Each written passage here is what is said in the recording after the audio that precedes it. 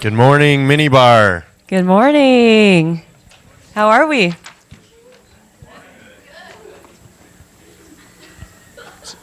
So my name's Rob Weber. I'm one of the 3 managing partners of an early stage venture fund here in Minnesota called Great North Labs.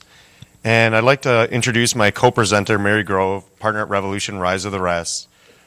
Just to kind of kick things off, though, we're here today for the VC reverse pitch. And but before we get into the session, can I have everyone in the room that is attending their first MinneBar raise their hand? All right. So everyone, if you saw someone sitting next to you that had their hand go up, please introduce yourself, make them feel welcome. And I'm really proud that we have Mary here for her first MinneBar ever. Mary, I want to turn it over to you to maybe give a little intro. Sure. Thanks, Rob. Good morning, everyone. It is so great to be here, as Rob said, for my first MinneBar.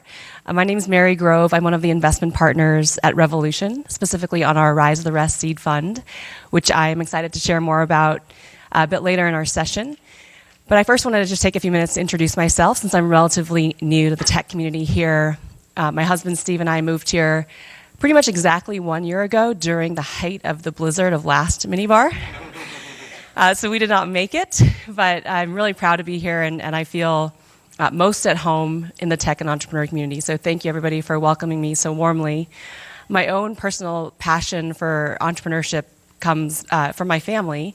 My parents were immigrants from Thailand who came here and started and ran businesses together for over 30 years. And I just was privileged to grow up in a family that, embodied to me the quintessential American dream of being able to pull yourself up by your bootstraps and really create a better and brighter future for the next generation. And so that's my personal background. I spent the last 14 years at Google in tech in Silicon Valley, in New York, and also in Zurich, where I was covering the emerging markets. And so my background is sort of international development, market expansion, business development. And it's great to be back here, kind of now working with entrepreneurs from a different angle. So I joined Revolution a year ago. Our firm is about 15 months old, so we're sort of in startup mode ourselves. And the other hat that I wear, I'm the co-founder of a nonprofit together with my husband, Steve. The nonprofit is called Silicon North Stars. Our mission is about educating and inspiring young Minnesotans, so high school students, from economically underserved communities towards futures in tech. And it's very meaningful for me to be here in this building today because Best Buy has been one of our chief supporters for the past 6 years. So that's just a quick bit about me. I'm really happy to be here and looking forward to sharing more and learning from all of you. Great. Well, welcome to your first MinneBar, everyone. So the goal for this session today, I know, being an angel investor for about 12 or 13 years, and then more recently starting our fund, I've attended just an incredible amount of pitch competitions and seen pitches, and it's great. But I thought, one of the things when we started a fund, we want to be really candid about what it is we're looking for so that founders, whether you work with a founder or in the community or you're a founder, thinking about raising venture capital, we want to give you the clearest picture of what we're looking for. And so that's really the goal of the session today, and really not only to help you understand, how to raise venture capital and what venture capitalists are looking for, but also let you know a little bit more about how you can grow your business. And in particular, I think in Mary's portion of the talk, she'll kind of get into that more. We're going to kind of set this up. I'm going to go through the first 15 minutes, really just share with you Great North Labs investment criteria and kind of what we're looking for. And then I'm going to turn it over to Mary for about 15 minutes, and then whatever time we have left, we will just answer questions. You can either, at the end, if you want to tweet a question, that might be the easiest given the room size. Otherwise, we'll just, roll around a mic or whatever. So to kick things off, within Great North Labs, we really have we're really sort of Minnesota first, and then kind of focused on the upper Midwest broadly. And then occasionally we may make exceptions, but generally we're going to be kind of an upper Midwest focus. And there's really there's a reason for this, and part of the way The reason why we think we can be a valuable partner, 80% of our investors are actually have some connection or live in Minnesota. And also, we have an advisory team of about 40 advisors who are all really actively supporting the companies that we're with. And actually, probably about similar numbers, about 70, 80% of them are also based in Minnesota. So we think we have really incredible, and then also 2 of the 3 partners in our fund, Ryan and I, we both live in Minnesota. We built up several software companies and been involved in others as well. And so we think we have a lot of operating leverage. We think we can, by having this sort of really super density in Minnesota, we think that can be a major asset for a team that's working here. But when we think about, when a startup, it's not that we don't, we always think about, initially, where you're located does matter in terms of what advantages are created for your business by building your company here, and what advantages also can this network that we have in our fund, how can they help you? So that's kind of how we're thinking about it. And then, generally, I was going to talk about total addressable market. In a venture capital fund, when we're looking at early stage kind of seed investment opportunities, which is kind of our sweet spot, we're looking for companies that at the time we are investing at seed stage, they can return, 20, 30, 40 times multiple on that initial valuation over 10 years. In order to achieve that type of valuation, often you're going to need to be in a big market. And so, we say up here kind of solving bold problems, $1 billion total addressable market. But I wanted to just kind of comment on this because I think there's sort of 2 approaches on how you can come up with kind of a total addressable market. You can have more of a top-down approach. For example, the furniture retail market in America is something like $260 billion last year. Well, that's great. You could look that up on Google real quick and, you have your top-down number. But if you're sort of thinking about, you can also do more of a bottom-up model. And this is especially helpful if you're in a blue ocean kind of a, opportunity where your startup is in a market that hasn't even yet formed yet. And then more of a bottom-up model, you might think about, how many people might buy my customers just in my city? Think about the population, around the country, maybe around the world, and you kind of start to more bottom up. I wanted to introduce this other concept, serviceable market. Not only would I would prefer to have kind of overall total addressable market, but also serviceable market with the method of distribution that you're planning to utilize as sort of your dominant distribution method for your startup. With that distribution method, how many customers or what share of that market is going to be your serviceable market? This is actually more important to me than even your total addressable market. It's the serviceable market. So I'd really encourage you, later on talk about what do you want to show on distribution with your startup. Make the connection between your distribution and your serviceable market. 99% of the startup founders that are raising money are not connecting their distribution strategy with the serviceable market. And that'd be really helpful. And not only, if you want to take it a step further, connect, talk about your action plan and about how many years or resources it's going to take to really reach that sort of peak serviceable market through your distribution method. And if you can make that connection, it'll give us a sense you really have thought this out, right? So we're a technology-focused fund. I'm not going to spend much time on that, but there's certain, we're a generalist fund. We'd like to use technology because we think technology can create abundance and can, generally speaking, the kinds of companies that are going to produce the venture-type returns that we're looking for are going to have to use technology as. And so there are certain business models, though, even as a generalist fund, that we kind of are seeing the most. I would say for us, there's probably the 2 types that we see the most here in the Midwest are marketplace type companies. Oftentimes these are either like on-demand labor type marketplace companies or maybe asset sharing type of business models. Or we also see a lot of enterprise software in the Midwest. And so those are, but we're open to any type of business model as long as it's technology enabled. So product market fit. So this is always a tough one because there's not like, even if you look at Mark Andreessen's definition, he sort of came up with the notion of product market fit. And I think it's sort of like you know it when you have it, but it's kind of fuzzy. There's a lot of things to consider about whether or not, that are, especially in the early days, when you may or may not have product market fit. And so, one of the real key things we like to see is that a founder can calculate their lifetime value, and also their cost to acquire a customer. And when I say that, it's not just that. I'd like to see this over a period of time as the business is growing and see across these dimensions how are they improving, and also based on the distribution that is going to be your primary initial distribution to scale.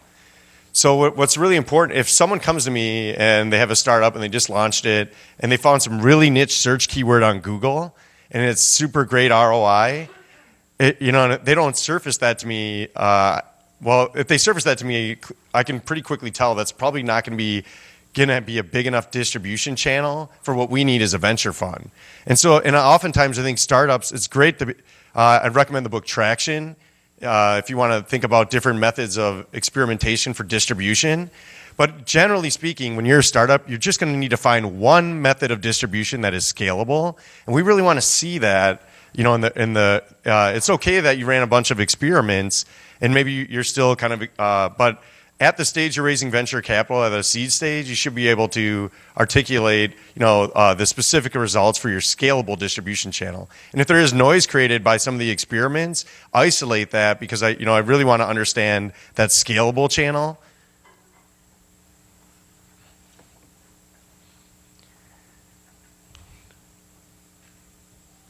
I'm going to talk a little bit, kind of related to product market fit, are kind of growth factors and growth limiters. So I guess another way to put this is just, do you have an unfair advantage in distribution? And I'm going to give you one example from in January, we invested in a Chicago company called Second Kitchen. They're somewhat in the vein of a local company called Foodsby here that many of you have probably heard of. They basically partner with restaurants that are literally like across the street from a bar or a brewery. And then they set up a kiosk and menus so that the patrons of a bar that doesn't have a kitchen can order food and it can show up usually in like 10 or 15 minutes. So there's no courier or anything. But the reason I brought that up, their revenue per bar location, this gets to frequency, is very low. I won't get into the exact numbers, but they don't make a tremendous amount of money per location. But their sales cycle has this incredibly high frequency. They can walk in literally to a bar and walk out within an hour and sell a customer. That actually came out in due diligence when we were looking at this company. We actually helped them sell a customer just by asking questions about what they were doing to the bar or brewery. So that kind of shows if you have a low revenue per customer and you have long sales cycles, you probably aren't going to be venture fundable unless you have some strategy to ramp that up. If you're going to have long sales cycles, you better have a lot of revenue per customer, right? Makes sense.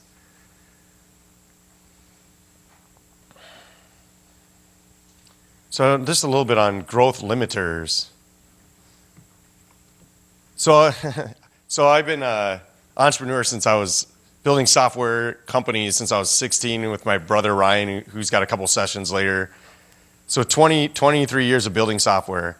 I think I'm okay at running software teams. I don't think I'm the best in the world or anything, but that's sort of my barometer of like a founder, how efficient they are. Can they build software more efficiently than me? If they can build software more efficiently than me, then that's going to get my attention. Conversely, if it takes you $1 million in funding to build what I think I could do in 30 grand, that's a big red flag to me. And then also, I think if you just build something poorly, there's really a big risk in a venture fund. If you're in the early stages and you have to do a complete rewrite of whatever you built, even if you have product market fit, that just introduces a whole nother risk. And so these are, it is important, the quality, of what you're building. Also on the infrastructure side, how scalable is it? What kind of decisions have been made around outsourcing and technology choices? I'm going to talk, this kind of gets into defensibility. I'm going to come back to team a little bit too. On defensibility, there's only so many things you can do to really create a moat around your business and to create a lasting business. And really, if we're going to invest in a company that's going to produce the kind of venture returns that we were targeting at seed stage, there needs to be defensibility. So I'm not going to go through all of these items. I would just say generally, in software companies, it's generally network effects. That's probably the most common kind of form of defensibility. Sometimes we see switching costs enter into the consideration. We don't usually see you don't really see a lot of, I guess it would be like economies of scale and some of these other factors really playing in. It's usually switching costs and network effects. But I wanted to make a point on this defensibility slide. We're a generalist fund, so there's no way I should know the market you're in as well as you do as a founder. And so as a generalist fund, I'm going to rely on you to help inform me of the market you're in. I'm going to need you as the founder to educate me on the competitive landscape. And by the way, you should list all of your competitors and then share your point of view on how your startup fits into this set of competitors. And don't leave any out. I'll point this out. We're going to eventually, if we're interested and we're going to move forward, we're going to do deeper due diligence, and we are going to understand all the competitors by the time we're done. And so if you hide companies, it's going to end up, from your initial pitch or whatever you're sharing, it's going to build distrust. And it's also going to make me think you don't really know either that or you don't know your own market. Either of those things are bad. Much better to just list all the companies. And nothing is going to, and also we're going to waste a lot of time. If there's a company that's 10 years further along and with the exact same business and they have clear network effects, and I'm not aware of them, certainly I'm going to discover that before we would close a deal, and we're both just going to waste a lot of time. So really, it's just important to get that out there. List all your competitors. You really want to be really front and center about it. It's going to come out anyway, and that's your chance to really articulate your positioning against rivals.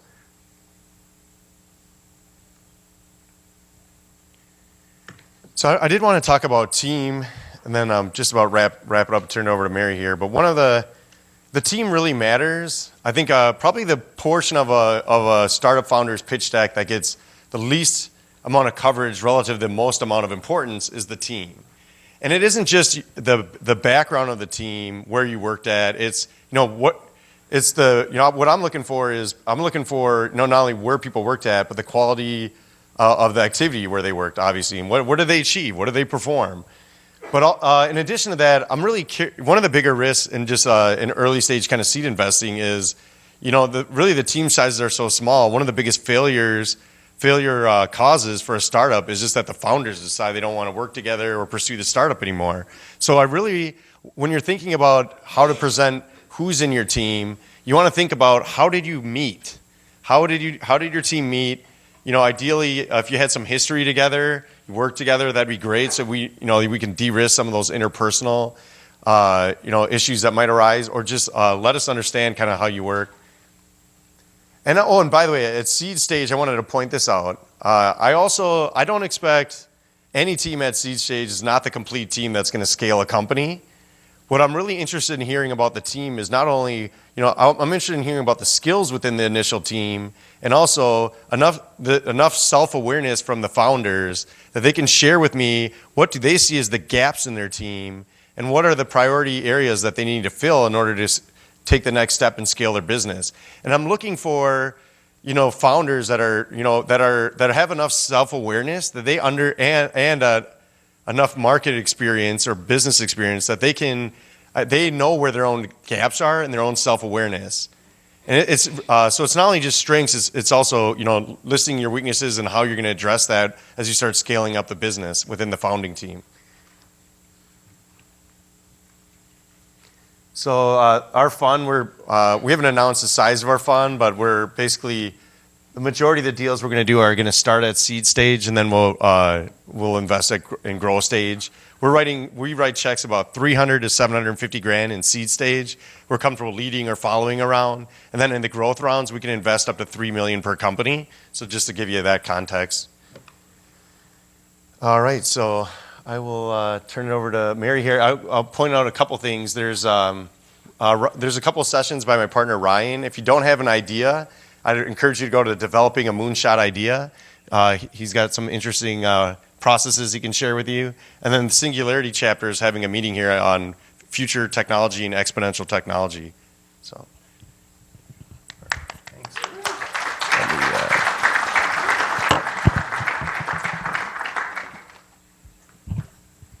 Thank you, Rob. Rob and I have a special connection because he and his brother Ryan, who he mentions, are twins, and I also have twins. So, great. So I wanted to build upon what Rob shared, and I would share also that that Great North Labs have been great partners, colleagues, and friends to us. We're co-invested, I believe, in 5 or so deals, and we share a lot of the same perspective and criteria through which we look at investments. So I want to take a few minutes to introduce you to our firm, Rise of the Rest, and also walk through some tips and tricks for how we think about supporting companies post-close, what you should look for in investors, and also how to communicate with investors throughout the process. So I did share a bit of background already about myself, but one important thing to note is that I did move here a year ago, and I moved here after 15 years out in Silicon Valley.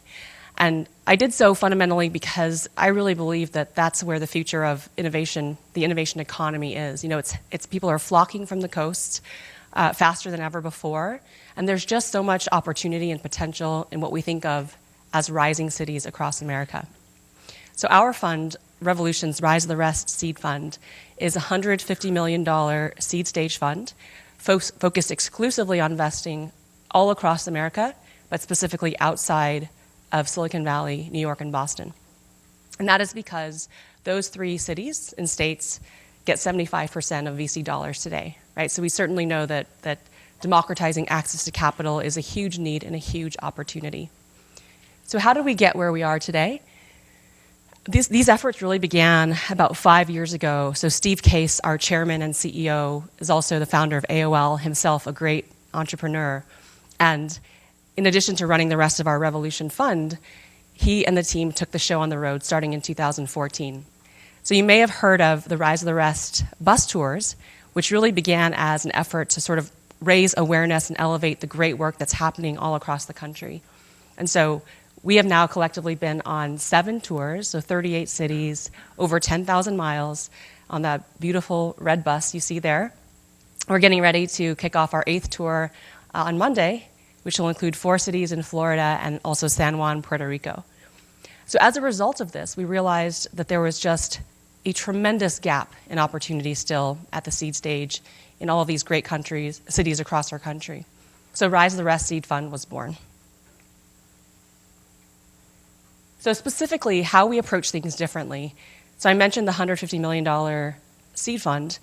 On top of that, really, we've built that on top of a platform that we've been building for the past 5 years, which is how do we think about working with ecosystems, being partners for the long term, not just in terms of capital, but really in terms of galvanizing resources and bringing in more resources from the coast. So a quick overview of our fund today. We have about 120 investments in our Rise of the Rest portfolio. I'm proud to say that they span more than 60 cities across the country. So some of our most recent investments were in Missoula, Montana, Chattanooga, Tennessee, Indianapolis, Nashville, Chicago, you name it, we're looking there. So if you have great referrals, we'd love to hear from you. When we say seed stage, that means different things in different markets. But typically, when we invest in around the companies raising between $1 and $5 million, our average investment size, check size for initial investment is about $400,000, but that can flex up or down depending on the size of the round. As far as sectors, we're very open to looking across all sectors. To date, our investments span about 12 or 13 different industries, ranging from biotech and life sciences to e-commerce, to fintech, real estate tech, transportation and logistics, consumer, you name it, we'll be happy to take a look. So I wanted to talk briefly just about the ecosystem and sort of what we see as trends across cities as well.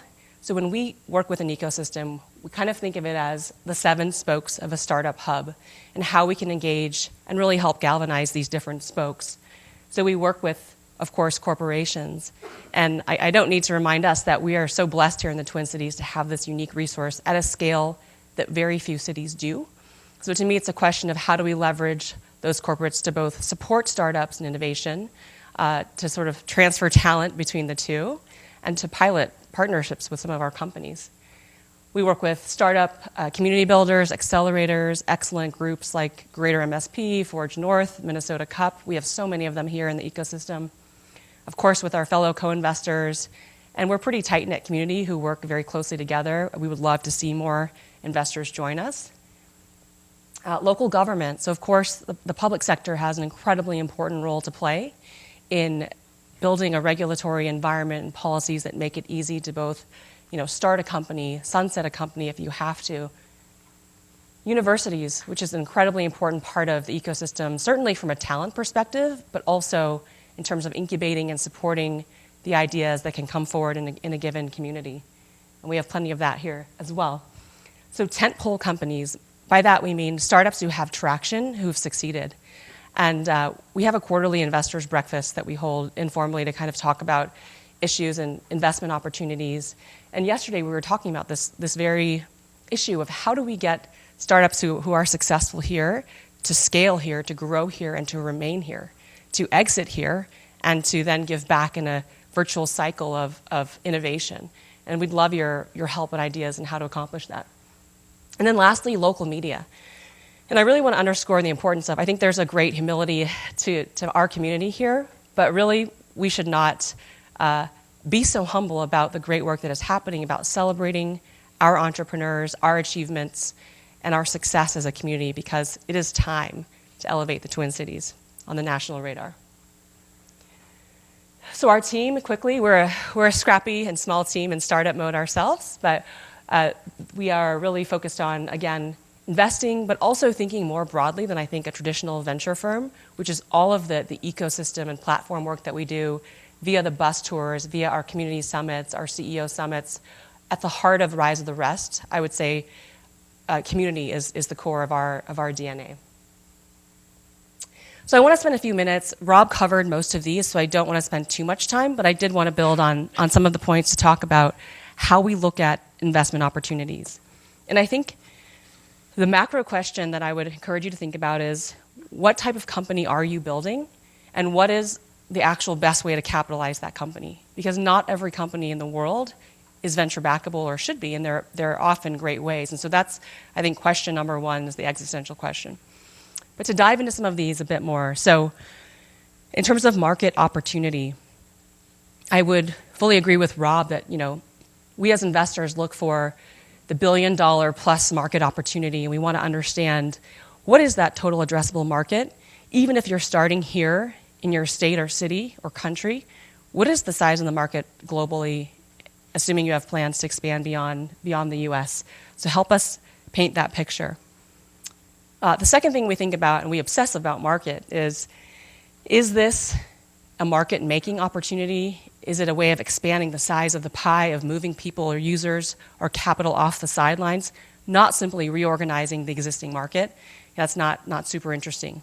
And so I'll give you an example of we think of it as sort of, are there macro tailwinds that are propelling this market opportunity for you? So for example, a company I mentioned in Missoula, Montana is called Patient One, and they're building remote patient monitoring software across a few specialties to start. And an important macro tailwind for them is that the CMS, the reimbursement codes for Medicare just changed at the beginning of 2019 to allow for those types of services to be more reimbursable across the board. So for us, that's a great example of this is a great time for that hockey stick for that company because they have an awesome product, great technology, but the market is really ripe for that inflection point. So that's one example. Another example is a company called GigWage out of Dallas, Texas, that's building a payments platform for the 1099 contractor economy, the gig economy. And we're investing there because we're really excited about the market trends of the growth of the gig economy in general, but the lack of technology that's kept up with the pace of that growth. So this is about processing payments and allowing more people to both pay and be paid more efficiently in this growing economy. So quick examples there.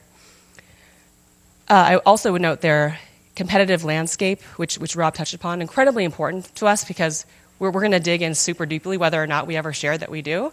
And so really understanding your differentiation, specifically beyond your business model differentiation, the actual sort of product tech differentiator.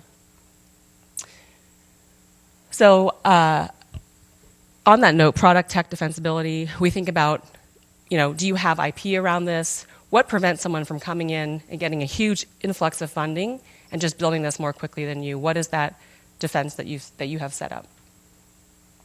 So team, I would also echo, we think so much about team. We really want to understand the founding story of what is the problem, what's the mission of your company, what's the problem that you're trying to solve, but how did you arrive upon that? What's the story of how the founding team came together?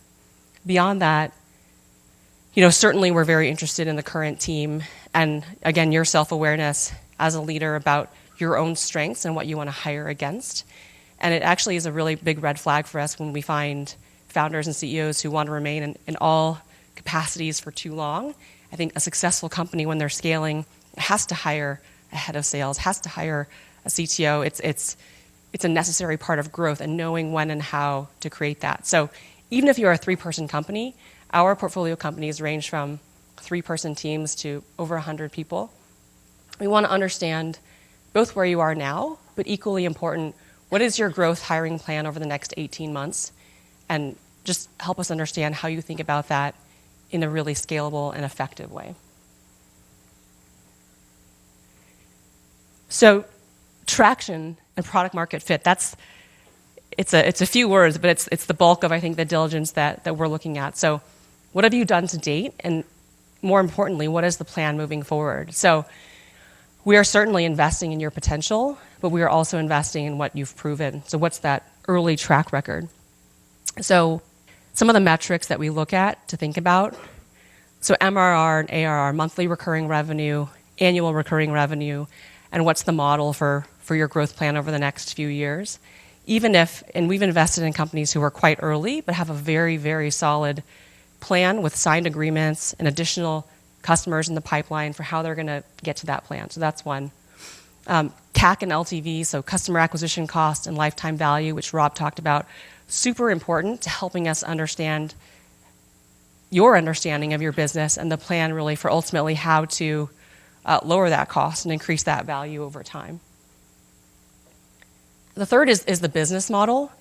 And I was told early on, like very early in my career at Google, that it's actually, and Google's a great example of a company that started with no business model, right? For the first several years, there was no plan on how to monetize search.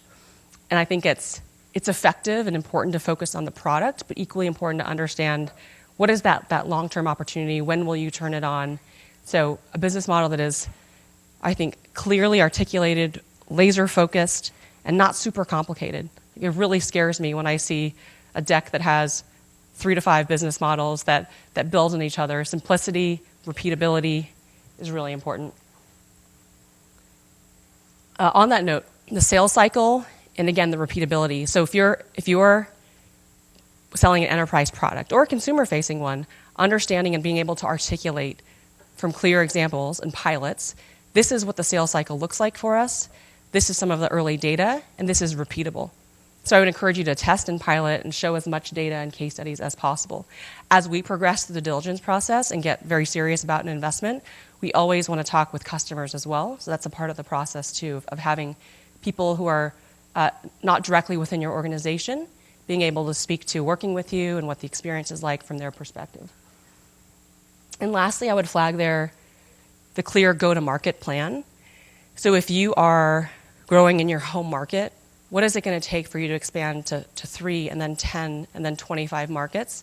And understanding this is the number of people I need to hire, this is the marketing cost, this is the clear plan, and it gets us very excited to be able to look 18, 24 months down the road and beyond. So we also look at the ecosystem that you're in, and that's a part of our investment thesis as well. As you know, we are aiming to invest everywhere, and we want to be a part of that, helping bring more resources to you. So many times when we do invest in companies, we are the first outside money, meaning money from outside their local angel community, for example. And often we have a big co-investment thesis. So when we invest, we often try to invite and bring other firms in to invest alongside us. But looking at what's unique to your ecosystem and are you supported by them? So locally here in Minneapolis, I love to see that companies we're looking at have received investment from Go for Angels or have been a part of local incubators and competitions in town, because I know that they are plugged in and connected. And over the life of your company, you will need so many different types of support, and having those relationships early is foundational and an excellent early signal for us.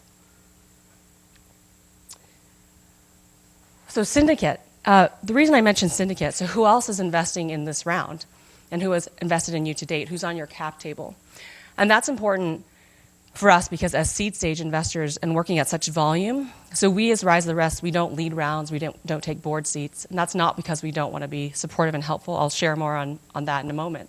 It's just due to the volume and scale that we're hoping to achieve. So it's really important to us who else is both validating the company, but also going to be alongside us in supporting you and taking that call and helping us sit down with you each week and really dig through priorities and be there at the table. So one of the reasons I love co-investing with Great North Labs is I know that Rob and Ryan have that direct first-hand entrepreneur's experience of scaling and exiting a company. So when we see great investors also in the round, it gives us great assurance that this company is going to get the right support that they need. Okay, so we can talk more about that in the Q&A. So I want to mention our brand, not to say that we think we have a great brand, but I think it's important to work with investors and leverage their brands, leverage them to help amplify what you're doing. And it's a big part of our Rise the Rest goal is to amplify the companies, but also the ecosystems and what's happening. So it's a big part of the work that we do. So lastly, I just wanted to share a few quick thoughts about communicating with investors at various stages. And, an average investor is seeing hundreds, if not more, pitches and deals, and it's really important to try to differentiate yourself. So I know for both of us and many others, a lot of us, we receive a lot of inbound referrals and warm introductions from people in our network. So that's one thing you can do for sure, which sounds obvious, but research the firms that you're interested in. First, do your homework and understand what types of companies have they invested in. Have they invested in companies in your vertical? Do they actually invest at your stage? If so, check out their website. If you don't know them directly, do you know one of their advisors? Do you know somebody at a portfolio company? That is the easiest way to reach us is through the network. That said, I'm a firm believer that we need to be in all of the networks, and we want to be reaching out beyond our immediate tunnel vision. And so we do welcome inbound emails from people we don't know, of course. And if you do that, my advice on how to make that as easy as possible, that email, invest the time in writing the most succinct, condensed but exciting summary you can. So this should all fit in the body of an email, like half to 3/4 of a page, not more. Give us bullet point summaries. Give us some of those traction numbers early. Make it really clear what the mission is, the opportunity. If you're raising, make it very clear. The hardest thing to know is when someone wants help, but you don't know how to help them and you don't know what they need, it's probably a pass. So I would say invest the time in communicating that up front. If you do have a meeting with an investor and it's not the right time, not the right fit, or their fund doesn't focus on your vertical, please don't get angry and mad. Please keep that relationship warm, because ultimately we are a tight-knit community who work together, and if it's not a direct fit for our firm, we'd be happy to try to help figure out how we can help you. So my advice there is, ask the investor, is it okay if I keep you updated on our progress? Would you like me to add you to our list? And I definitely read, and I get a high volume of these companies that I've met at pitch competitions or had one-on-one meetings with. I'd love to hear how they're doing, because typically they were too early when I first met them. And so send periodic updates, again, that are very succinct, but as clear as possible in terms of the milestones, the big wins, the big partnerships closed, press that you were in. Help us understand how you're doing without having a 30-minute meeting. It's really going to increase your chances that there's either a fit down the road or we can introduce you to someone who can be helpful. Post-investment, this is very important, especially for a first-time fundraise. What's the best way to communicate with your investors? That's, of course, between you and each firm. But at a high level, I absolutely recommend sending a really condensed, concise quarterly update to all of your investors that includes, key milestones, all of the growth and traction numbers that we talked about, goals for the next quarter, highlights, but also lowlights. And that's very important. We want to understand a realistic understanding of your business, where you are, particularly how we can help you. I especially love when entrepreneurs call out a specific help needed asks, because we always, that's like the thing that I hone in on the most in the email is how can we actually help, and we'll do everything we can to do that. Outside of this cadence, of course, anytime there's a big breaking news or exciting win, we love to be a part of celebrating that success. We can help amplify it. And I usually ask, we just talk with the companies individually about how often should we get together outside of that. Sometimes it's a monthly meeting or call, sometimes it's less frequent, but it's depending on the stage of the business, their needs, and how we can be helpful. So in closing, I want to say, in coming from the coast into working with many of these rising ecosystems, the biggest thing I want to emphasize is, we're in the business of underwriting higher risk, high reward. We would rather invest in binary outcomes, so either total moonshot or total failure, than the slow and steady plodding along. And I think that's part of that mindset is a cultural thing of entrepreneurship, of totally embracing failure and moonshot and thinking, if I'm going for venture capital, then I'm a $1 billion plus business. And so that's, part of it is pushing ourselves to think outside that box of slow and steady growth and really, really shooting for the moon. So with that, I'd like to invite Rob back up, and we'd love to just take some Q&A. Jessica.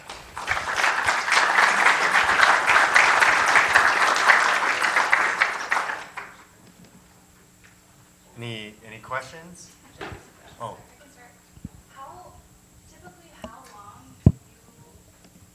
long until you like to see that return on your investment? So do you look for, or do you have specific goals around the amount of time that you want that growth to be taking place?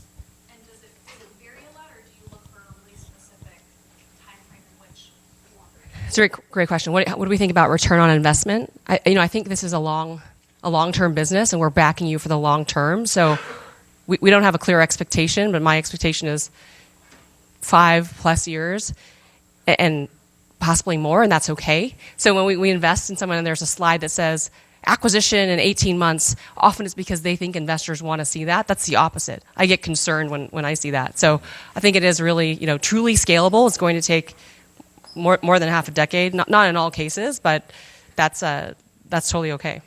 I would totally agree with what Mary said about, what do we want? What are we sort of targeting for our average hold time? For us, historically, it's been at least 7-8 years. That's average. And I would say we're really trying to avoid quick flips. We really want to be a part of companies that are scaling and are going to reach full commercial potential or get pretty far along in that. Otherwise, if the companies sell too early, they're not going to produce the kind of outsized return that we're looking for typically. Yeah, go ahead. Turn the room over. Yep, sounds good. I think we're running a little bit behind. We could probably take one more question while they're setting up. I did want to point out one thing. So we're trying to be incredibly transparent with our criteria at Great North Labs. We are going to be publishing a scorecard, which is really in-depth kind of breakdown of our criteria. And also it's going to include questions that for founders that sort of can kind of help you further really have a detailed understanding of exactly what we look for. If you would be interested in receiving a copy of this new scorecard, shoot me an email, rob@greatnorthlabs.com, and just put in the subject line scorecard, and we will send you this new scorecard when it becomes available. Should be about a week. This has to do with timeline as well. When it comes to from introduction to actually funding a group, what's the average time? We try to move very quickly, so I would say it's been everywhere from 2 weeks to 2 months.